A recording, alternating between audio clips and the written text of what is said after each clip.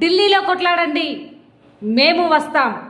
Revanth BC రిజర్వేషన్లపై డ్రామాలు వద్దు అంటూ ఎమ్మెల్యే హరీష్ రావు వ్యాఖ్యానించారు. 6 గ్యారంటీల మాదిరిగానే కాంగ్రెస్ 42% బీసీ రిజర్వేషన్లపై డ్రామాలు ఆడుతున్నారని మాజీ ముఖ్యమంత్రి సిద్దిపేట ఎమ్మెల్యే టి హరీష్ రావు గురువారం ఎక్స్ వేదికగా పేర్కొన్నారు. అయితే సిద్ధశుద్ధి ఉంటే జాతీయ నాయకులతో కలిసి ఢిల్లీ వేదికగా కొట్లాడాలని హితవు పలికారు. కలిసి రావడానికి బీఆర్ఎస్ ఎల్లప్పుడూ సిద్ధంగా ఉందని తెలిపారు.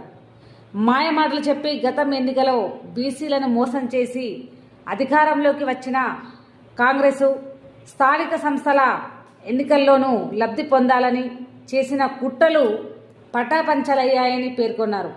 22 నెలలుగా బీసీ రిజర్వేషన్ల కోసం ఢిల్లీలో కొట్లాడాల్సిన రేవంత్ రెడ్డి గల్లీలో కొట్లాడుతున్నాడని డ్రామా క్రియేట్ చేశారని ఆరోపించారు. 42% రిజర్వేషన్లను కల్పించేందుకు చట్టబద్ధత కోసం కేంద్రానికి పట్టుబట్టకుండా తెలివిగా పక్కదోవ పట్టించారని పేర్కొన్నారు. జీవో ఇచ్చి కొత్త నాటకానికి ఆరా తీశారని ఆరోపించారు.